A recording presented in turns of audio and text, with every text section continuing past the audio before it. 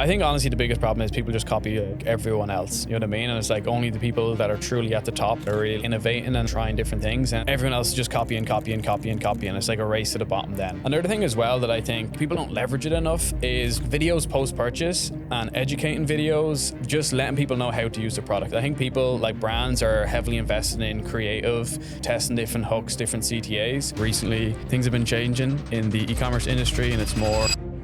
So everybody, this is Jordan, good friend of mine. Known him for 5 years. Yeah, 5 years now. The Marbella days. So I'm sure we'll talk about that in a little second. But you're back in the studio. You're living in Marbella at the minute. But you've obviously been here quite a lot through the years that we've built it since you actually got us our first standing desk as well. For sure. It's signed. Signed the bottom of it. But you're back, so we thought since you're here, let's get a podcast on the rip, chatting all things e-commerce, creative, email. But why don't you give everyone just a 60-second intro to yourself and your work and what you're up to at the minute? You've had some big changes recently at your agency, which is things that I would love to talk about here as well. But give us the elevator. Yeah, 100%. So my name is Jordan O'Connor, and over the last few years, we've been building email for brands, but recently things have been changing in the e-commerce industry and it's more retention now, more SMS, more WhatsApp, physical mail. So we've rebranded now to Retention for Brands. And with that as well, we've actually merged with another agency. So we're now double the size, double the growth, double the opportunity, double the clients. So really, really exciting. And yeah, here today in Belfast, obviously for Paul's celebrations, but yeah, super excited to be here having a chat. Yeah, that was the engagement party, by the way. Went pretty wild there on Saturday. I'm still hanging here on Monday. But here, I want to talk before we get like pulling back the layers into, you know, specifics about retention or even creative or anything. I want to talk a little bit about the merger because like we've all been building agencies basically for all like the same amount of time, all of our peers. Yeah. But I don't know anyone else that's really did what you've done. So do you want to tell us like why you thought this was the right move and basically how did you even go about doing it and what sort of background info goes into that kind of thing? Yeah, for sure. So I think the main thing for us is we want to become the number one retention company in the e-commerce space. So with that, it's like, okay, I know that I can get there, and Adam, who is now the co-founder, he believes that as well. But we're like, why not just do this together? And we're mainly friends through business, where we don't really, our, let's say, friendship started through business. So we've always had like a business relationship. So then it's like we were kind of working together, growing our agencies together. We probably had like 10 clients. And then when we both had 20 clients, we were at the same level of growth. And we were doing like bi-weekly calls, helping each other out. We were dealing with the same problems. Team was growing the same size. And then we had, I think, Paddy say it to us like, damn, you guys should just like join together. And it was like, oh yeah, maybe we should. And then we kind of like fleshed everything out. We went through details for like 6 months. Like we didn't rush into it at all. I think a lot of people do that. They'll rush into different partnerships, opportunities, which is something we didn't do. And so I think it was like over a year of like talking about this, and then we done it. So yeah, now it's just like broadening the scope, and it's just going at it to become the number one e-commerce retention company. So yeah, it's exciting. And you're only a few months into it so far. Yeah. So what's changed internally, like from running your whole operation yourself to now having someone 50-50? So the first thing is like a merge takes a lot of admin work. So if you're going to merge with a company, if you're going to buy a company, or if you're going to get acquired, I think it's all the same amount of work. So just be ready to like do admin for a couple of months, even small things like changing Slacks. It's like you wouldn't believe the complexity that goes into like switching over a Slack organization. Yeah. So there's that. But yeah, really a lot goes into it. But the best thing now is that I get to focus on what I want to do best, which is like marketing. So I get to focus on marketing. I'm over hiring now as well, but marketing has been like my bread and butter for years and years. I consider myself a marketer more than an operator or a salesperson. And Adam has come from a sales background. He used to do door-to-door sales. So it's really exciting to focus on like more one part of the business rather than the whole business. So that's like what I'm most excited about. So I can sit down and work on marketing 80% of my time, you know? Yeah.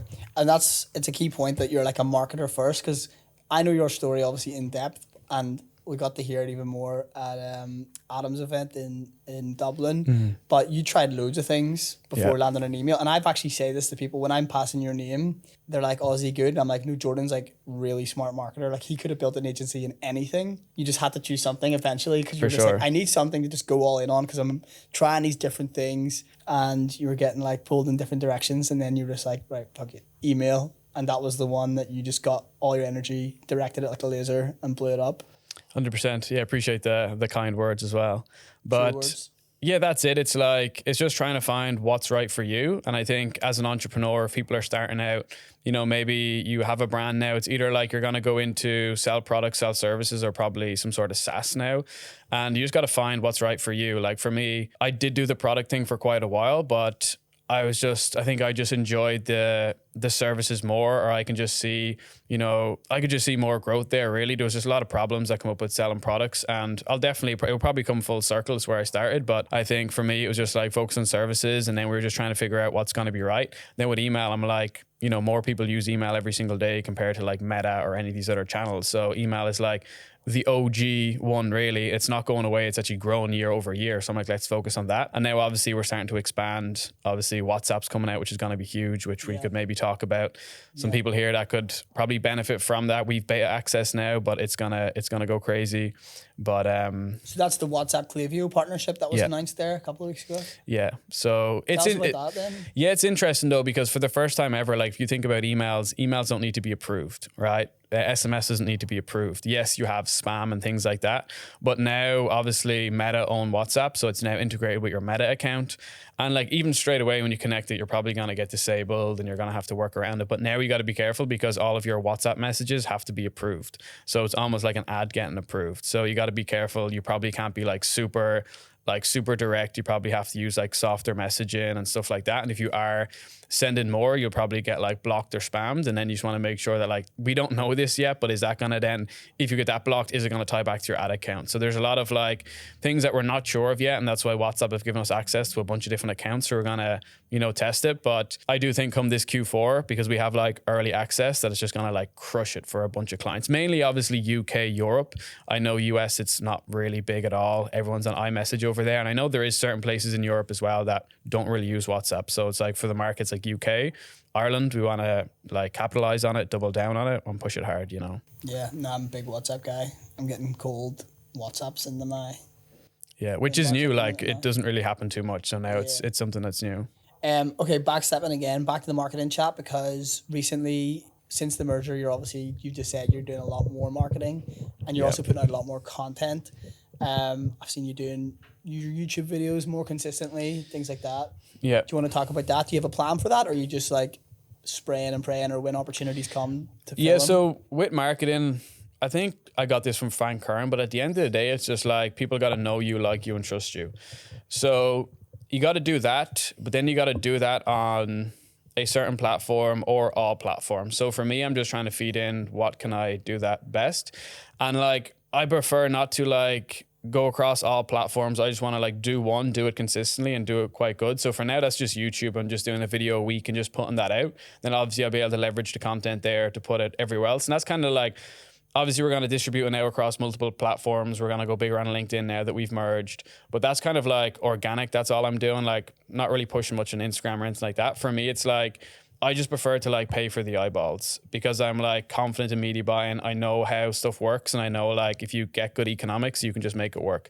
So for me, it's just like, you know, I'll do some organic YouTube, and then it's just like getting ads dialed in. So that's where we have like the VSL book a call funnel, and we're just like running a bunch of angles there. And also just like, this is where it's going to come into the creative chat. Like just, we're doing some like stupid angles as well. Like one of our best performing ads was the one me with the paddle racket with the Oakleys on. And I'm just like bouncing the ball and just like trying to capture people's attention. And you just got to do stuff like that. Obviously you don't want to be like, you don't look like a complete idiot, but you want to do something that's going to like capture people's attention. And you're the one that was like, when we were chatting about the whole ad thing, you're like, oh yeah, like my best performing ad is like sitting on some boxes or something like that, right? Because I remember this conversation because you'd sent me all your ads, and I'm like, even though these are great ads, even though they're all different as well, they're actually the same, because it's you sitting in front of that same camera, same backdrop, saying a slight variation of the messaging. Yeah. And that's when I was saying to you, like, you need to do something visually stunning or visually different. Yeah. Because even if it is the exact same message, the same person will watch that variation as well as the previous, because they'll think it's something new and it'll catch them off guard.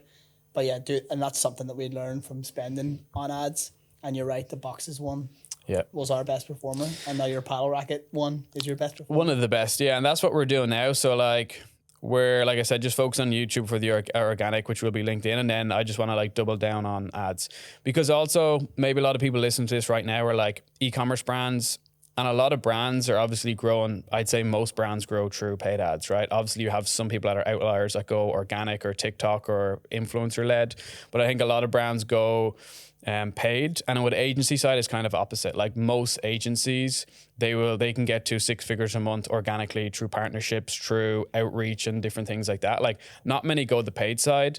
And I remember like rereading Hormozi's $100 million offers, and I was like, there's a common trend here. Like all of his businesses, he built on the back end of paid ads and like just going aggressive with them. So that's what we're looking to do. We're just looking to, obviously we're just going through this merge, and then it's just like going all in on ads, and then just making sure that we have different services, obviously, or even products to give to people. But I'm so excited, man, to just like go back to like testing new VSLs, go back to testing new ads, and even like testing like instead of a VSL, a TSL and stuff like that, you know? So I'm super excited for it. Obviously we've been running ads now for the last few months, so like it's working, but it definitely takes some time as well. So if a VSL is a video sales letter, what's a TSL? Text sales letter, yeah. So like a text message with just all your info in there? Yeah, because people consume media differently. And obviously we see this with email. Like a lot of people will hop on calls and they're like, oh, I don't even check emails. Yeah, but half of the world does. So like there'll be people that maybe don't want to watch a video because there might be the audio, or they just don't want to consume it, but they probably would flick through a long page that has all the details. It's broken down nice and clean. So you can have the VSL and the TSL on one, but it's just about testing. But this is the stuff that I'm really, really excited to do.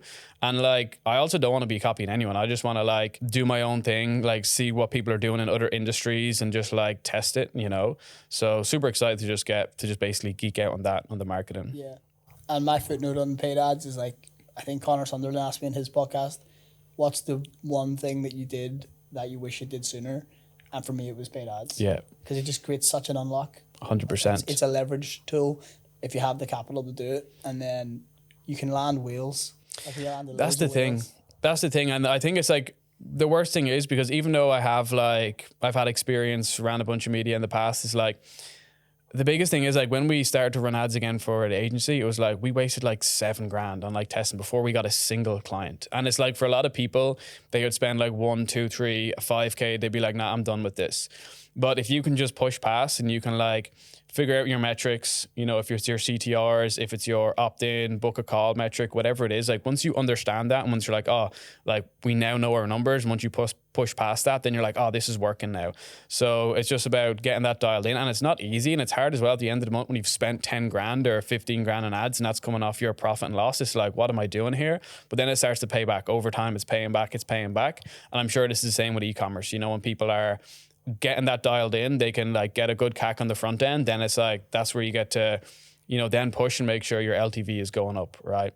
It's like that meme with the guy he stops mining just shy of the diamonds. 100%. Because it could just be one more week or one more month to land that one potential client that could have a huge LTV and then make an introduction into their network as well. Yeah. You never know. So that's really cool. Let me go a little bit deeper into creative as well, because we are focusing on that conversation at the minute with everything we're putting out. But I always want to know, there's a question I'm asking, like, what are you seeing? I know you don't personally scroll Instagram that much. You've set up a few barriers to help yourself focus. But of course you're going to be scrolling at some point, IG, YouTube or whatever, and you love consuming brands. You like to keep up to date with different brands. So what are you seeing? What's attracting your attention on social at the minute? So we also ask every client every month when we do our like monthly calls, like, what are you seeing working right now? And also over the last few months, I've been traveling around, been to, you know, the Clayview event, a different event in Miami, and then I was in Geek Out in Greece. So I've been to a lot of events and I've had a lot of conversations with a lot of different people. So I'm seeing like a lot of different things work, right? But one of the things that I've seen work really good, and a client mentioned this to us as well, and then he actually like showed us, and one of the brands that I like the most is like stacking hooks aggressively on your ad. So it's like not just having one hook. So let's say if it's weight loss, for example, it's not like, you know, like if you're struggling eating, do this or whatever it is, right? They're like stacking like 5 or 6 or even 7 hooks on top of each other, where instead of just having like a 10 or 15 second hook, they're stacking them, where it's hook after hook after hook with different angles, just basically like almost like agitating the problem like so much. And then they're going into like the story or whatever it is. So that's something that's really, really interesting that I've never seen before. And the example I'm giving here is like V-Shred, they're obviously doing it. And it's just so interesting to see like a 3-minute video, 4-minute video. And it's like the first 2 minutes is just all hooks, where like they take their best performers and just slap it into one ad, which is really interesting. And is that like different creators that they've maybe worked with doing their hooks and they're just like sticking them all together? Yep. Or is it like, you know, scripted, one person just nailing? It's all just completely different. And then obviously with like, you know, B-roll or different videos going over it. See, that's so interesting as well. And we're like, we have our system and our processes, and we're always looking to hear like what else can we test, because we have the ability. There's like 20% of, you know, there's 20% of room to be testing random shit that might not work, but could be a huge unlock. So that's something that I'm actually going to bring back to our team and be like, yo, 100%. Jordan said this, let's actually just test it, get some data for ourselves. Our clients might love it. And it's just hook stacking. And we have so many, especially clients you work with for, you know, month after month. Yeah. Every time we're getting new batches of content, there's just new hooks coming in. So that's really, really interesting. And then in terms of like brands that you're loving, like the last pod we were talking about like Represent and Red Bull and Nude Project, these kinds of brands that are just doing social differently or doing it well. For e-commerce, what are you seeing, or what are you loving, or what's kind of taking your attention? Yeah, I like brands that are just innovating on their own thing and not really copying people. Like that's what's just the coolest, when people are just trying different stuff and it works, you know. Like one example, and I guess a bunch of people do this, but I just loved, like, I think it was more last year, like when High Smile were just like doing like really like, it was just like high energy in the warehouse, just like doing this really, really cool stuff. I really, really like that. And I also like what Javi Coffee done. It was more last year with Q4, but where they tied in like they were like on a Zoom internal kind of communications, and they leveraged that as an ad, which was so good, which I've not seen before. And like I said, V-Shred as well, but there's kind of more like their whole process and their economics of their company. But in regards to creative, like I like people that are just doing things differently, because when you see it, then you're like, oh, this is amazing. You know what I mean? Because most people are just doing the same old with the like, and obviously it works. But then when you see someone doing something completely different in a different setting, it's really good, you know? Yeah, it's like bringing authenticity back into it. I know that word gets thrown around a lot, but that is what that is at its core. It's like, what are you doing naturally in the warehouse or on a Zoom call? Yeah. That then, if you're a bit clever with it, you could run it as an ad or a piece of content. I think that's huge. But yeah, trying to get your brand's voice, whatever that might be, out there authentically is your lever, because nobody else has that. Yeah, and that's what people want. Like, you know, it just wants it to be, people want it to be authentic, and they want to just like really understand it in the ad, and then they can click through and learn more. It's like, I think honestly the biggest problem is people just copy like everyone else, you know what I mean? And it's like only the people that are truly at the top, like doing, I don't know, 9 figures or something, that are really like innovating and like trying different things. And it's like everyone else is just copying. It's like a race to the bottom then, like copying everything. But it's so interesting when people are trying completely new stuff, then you find something that crushes it, you know? And it's like, yeah. It's just like the hidden secrets really of it then, but they don't last forever. So that's why you have to keep doing it. It's like an echo chamber where someone puts something out and then another brand's like, oh, that must be working, so I'm going to do it. And then the other brand sees that, and then, yeah, it just compounds. Everyone's just doing the same thing, but no one is getting like evidence that it works. They might think it looks cool. Yeah. But then, yeah, you're just seeing the same content, same stuff repurposed over and over. And then like bot replies and all that. It's just, it kind of kills the internet a bit for me. 100%. So it's a breath of fresh air to see brands stepping outside and doing like really awesome. Yeah, one thing I would say from the Geek Out event I was at in Greece is like, it's a lot of like affiliates there, a lot of guys that are just like absolute killers. Like, and the affiliates are like, because they're spending their own money to these offers, they have to like do things really creatively. But there was one of my friends, Nick, that was speaking at that, and he was talking about the Andromeda update on Meta. Have you heard about that? Yeah. So to summarize it, it's basically just like we were talking about it on different podcasts here before. No. Well, it's been affecting some of our client accounts. So like when it came in, we looked at it. Yeah, so he was just talking about the actual like machine learning side of things. So he like broke it all down, like all of the details, how it all works and explaining it. And like you don't really need to understand it, but basically it's like able for like 10,000 times more creative. And he was talking about how you basically need to have like every angle that you're pushing, and then needs to have like every different style of creative, and then it's just able for so much more volume. And obviously this is like basic stuff that you know, but I think for people listening, is like, since the update happened, you probably know about it already, but you need to be doing like just way more creative testing, and it's able for it as well, you know, because if you just have all your ads in UGC, like then people like they might want like image ads, or they might want like a different format. If you only have it in one format, you're missing out on just like so many potential people. So I think it's really important that people understand that, and they like move with the times. Like when updates come out on Meta, or if it's Google, whatever it is, that people are completely aware of it. And I think we see this inside of clients where like some clients will like, they'll blame other things. We just got to adapt with it. It's the same with us when like DMARC policies came out, or now when WhatsApp's coming out. Like you got to be willing to adapt, move with the times, because it's not like 2017 anymore. You can't just rip an ad and have it running for months or years, you know? Yeah, internally we call it creative diversification. And it's playing perfectly into our hands because we are a studio. We think of ourselves as a studio more than like a middleman running some UGC between a brand and a creator. So it allows us to, whenever the product lands right here, we can obviously do the UGC, we can do photography, we can spin up loads of graphics and statics, and we can also do the high quality brand style, which is coming back more and more. Like that brand video is becoming a huge part of the ad account, getting loads of spend, running longer than the UGC. We call that creative diversification. And the only, like, I would say point to make, which is a point of caution, is that everyone is hearing about volume, and they're hearing about creative volume, and they're throwing volume first. But we're trying to tell and educate our brands and clients to say, well, we need to know what angles are performing first, and then we throw volume at the angles. So we'll do some real clean testing so we can see, you know, is it pain relief? Is it, you know, recovery? Is it performance enhancing that's going to work for you? And once we start to find that, then we can throw volume across all the different creative types: pro brand, static, UGC. Yeah. So that's just a word of warning for people. Yes, this new feature can allow you to put much more volume in, but make sure it's like focused volume. Otherwise it's inefficient. It's going to cost you a lot of money.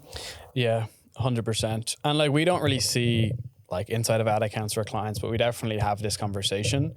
And it seems like when we're chatting to people, like the most important role or the thing that people are saying, and like with all these updates, is like a lot of the founders are just overwhelmed by the whole thing. They're just constantly looking for like a creative strategist. Like it literally seems like it's the most important role. But I think for people, if you like, there's not that many people out there that are experts at that, it's probably easier to just like work with someone like you guys that have so much experience. You see inside of so many accounts, you understand it, and you're able to like roll with the updates really.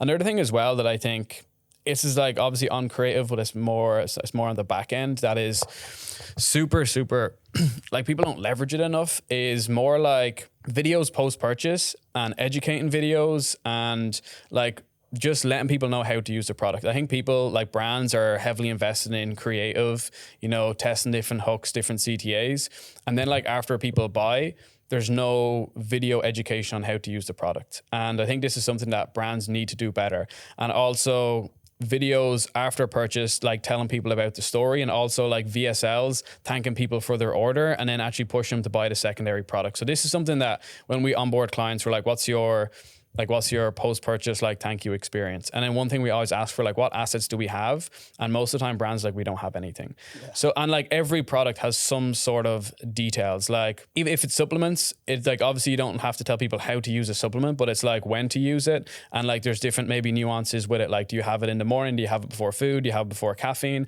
And I think it's so important for literally every single person watching this is to have videos after purchase, just educating people about the product. And first of all, thank them for their order, talk about the product, the collection, or even about the brand. And then after, if you want, you can then get a little bit cheeky and tie it into a bit of a VSL, and then like talk about the next product and kind of like introduce that next problem, and then you can potentially have a CTA underneath to try and sell them more. But it's just so important, because if you want high LTV, you got to deliver that good experience on their first order. And if you're sending people to different resources, how to use it, how to consume it, you're answering all of those questions, you're obviously going to get lower returns and obviously increase LTV as well. Yeah, this is some like alpha game right here.